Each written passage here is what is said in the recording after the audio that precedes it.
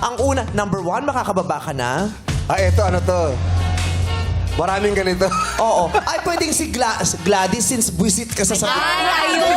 Bibigay kong ka-acting na yan. Makaganti man May lang dito kay hugot. Asa sa Valid Oo. Eye.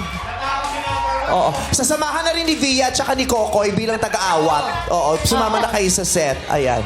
Ang eksena, ate number 1, pinautang mo si Gladys at sinisingil mo na siya ngayon. Pero, siya patong galit habang sinisingil mo. Maraming ganyan. Maraming ganyan. Yung ang bait nung umutang pero nang siningil mo, siya na yung galit. Okay.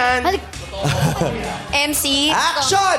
Naku, nak, no? Ano nga, malapit na siyempre yung holiday. So, ano bang bibilin natin Tao na po. handa ko sa hamon. Tao po.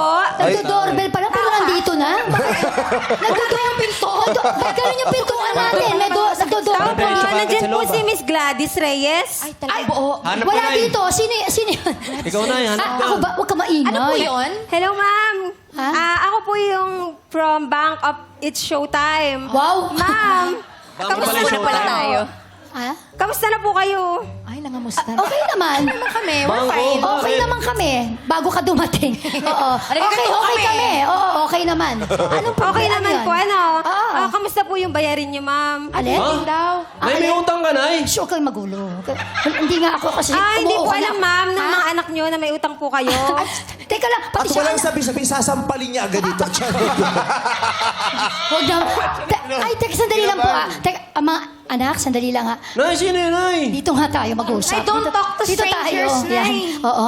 Kasi naririnig ng mga anak ko yung usapan. Ma'am, balik kasi anong oras na po kasi, ma'am. Oo. Kailangan na po Ay, na... shh, huwag ka masyado maingay. Ang lakas ng boses. Ayan lang yung mga anak ko sa likod. Di ba kaya nga ginanong kita dito? Ma'am, wag naman po kayong ganyan, ma'am. Oo. Ano, ang bilis niyo po kasi nakautang po sa amin. Oo. Puputok agad sa galit ang nangutang. Eh, di ba sinabi ko naman magbabayad ako? Oo nga po, ma'am. Ayan na Magbabayad yung po mata. kayo. Pero anong oras na po? Yan na yun. Ba't kailangan paulit-ulit? Hindi po ako paulit-ulit, ma'am. Trabaho ko po kasi... Hindi itong pa ulit-ulit, pinuntahan mo pa ako dito? Ay, ma'am, ganun po talaga, ma'am. Kasi hindi kayo nagbayad sa tamang oras. At talaga pong pupuntahan po namin kayo. Nakita mo ba? Hindi lang yun yung mga anak ko. Pati yung nasa likod, mga anak ko yun. Ma'am, kung ayaw ang niyo dami. Ayun, yung iba pa nandun, mga kamag-anak ko nandito rin. Ako rin ang bumubuhay sa kanila. Ano ate, hindi ka ba magbibigay ng konsiderasyon? Ma- Ako lang ang bumubuhay sa pamilyang to. Ako ang breadwinner dito. Yes, ma'am. Ano po, hindi po ako nagagalit, ma'am. Ako po'y naniningil lang po sa inyo. Kanina, mataas na yung boses mo eh. No, ma'am. Hindi po. Ganito lang po talaga ako magsalita. Mataas Oo. lang po talaga yung boses ko. Pero ano... Hindi, ganito na lang. Alam mo, kasi ayoko kasi sa lahat yung pinapahiya ako. Ma'am- Alam ko may utang ako. Hindi ko nakakalimutan yon, ha? Ma'am, hindi ko po kayo Hindi, sandali. Hindi pa ako tapos.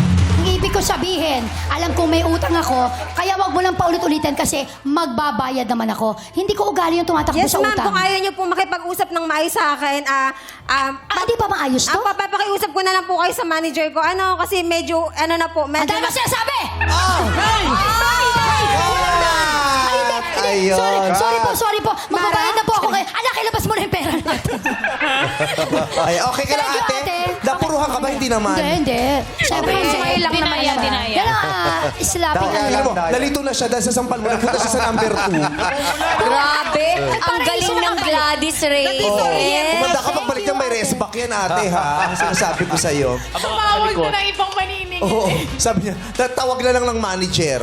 So, ang gagawin niya, pag nagagalit na yung customer, tatawagin niya ang manager. Nagkaroon siya ng ano sa akin doon. Parang Tama ba ang kinilos niya? tama ang kinilos niya. Tsaka kalmado rin siya. Kahit Maximum na, tolerance. Yes, kahit na galit na yung sinisingil, hindi pa rin siya nakipagsabayan. Composed. Oo. Grace.